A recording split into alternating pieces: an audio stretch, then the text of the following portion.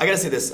First of all, my favorite scene in the movie is the scene when you guys are talking about learning from experience, because your character, you've been through everything and you kind of just jumped into it. It's the best scene in the movie. Oh, it's the best scene. I agree. I agree.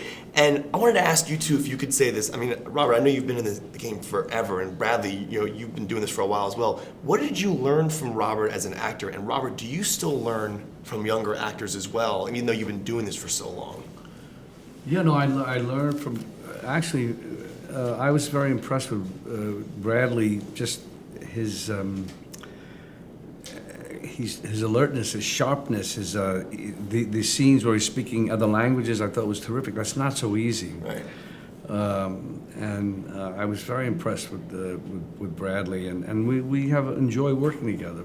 Now, Bradley, what about working with a legend? I mean, this is... Yeah, I mean, it was... I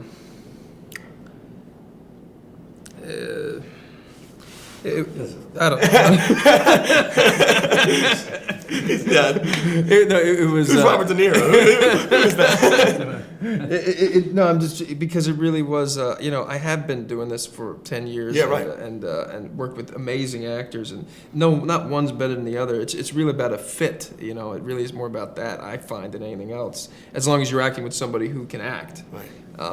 But no, without a question, I've never been more excited and at ease acting with anybody. It truly was an experiment in getting out of my own way, because it's easy to get out of your own way when someone's present all the time, because there's constantly somebody waiting for you to come back to the scene. Right. And he's got little things that he does that I found, at least, I don't even know if he's conscious about it, which would bring me back, which would bring me back into the scene. Right. Yeah, but I loved it. I mean, come on, it's a dream. I mean, Right. Are you kidding me? Right. Come on, it's a joke. We need to work together now. Yeah. So I'll be in your next movie. Okay, well, Good Shepherd 2. We'll do the sequel.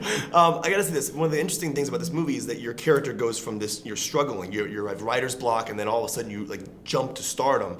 And I wanted to ask both of you about the struggles that you may have had before you became actors. And I just think it's interesting, for people to hear, what were you doing before you were acting? Were you living paycheck to paycheck? What were you doing? More or less. I wish I had some NZT then. Right. Take some right now. No, I mean, I think we were talking about this the other day. It's important. I think it's good if you have had a little bit of life experience being not famous or well known or anything, and so if it comes a little later, it's more you're a little more balanced, maybe. I mean, some people become famous very young or well known, and they're kind of green in a certain way, and they don't really. And some people can't handle it. Others handle it, but handle it in strange ways and go through. Anyway,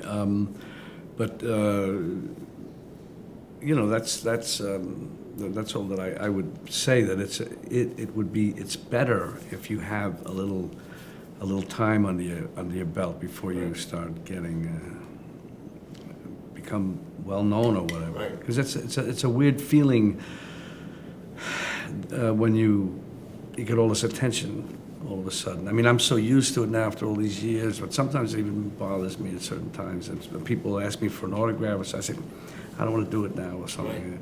Right. And I don't feel uncomfortable about that, because I don't want to do it now. Another time I will, gladly. If it's a kid, you always try, of course, children, but so. And your struggles that you may have had before you became, obviously this star you are now. Yeah, I mean, I was very blessed to have supportive parents, and I worked since I was a kid, but that was really by my own choice. I always wanted to have a job. It was never something that was put upon me. So I've lived a very charmed life, and lucky enough to work since I started.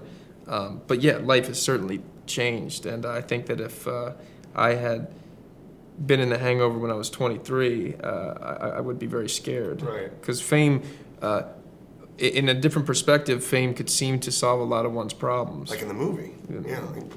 You think that he's famous? What do you mean? Well, not famous. I mean, he becomes like a star in his own mind. Meaning he rises, he becomes rich, he becomes popular. He's in tabloids. The thing about the rich thing, though, for me at least, when I was playing it, was he didn't care at all about money. It was just a means to an end. I mean, and he even says that when he comes up from the water. He says, I knew what I needed to do, and I needed money to get there. Right. And then when he meets Carl, And then which you also learn from a voiceover later, he says, he would provide my nest egg, but then I'm going to do something else, but you don't know what it is. And then at the end of the movie, it doesn't even seem like that's the end either, So that was one of the reasons why I liked Eddie. It was, you never really, there's something, he had this huge goal in mind.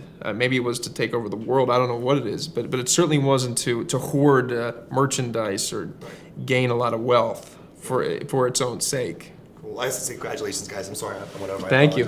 Thank you.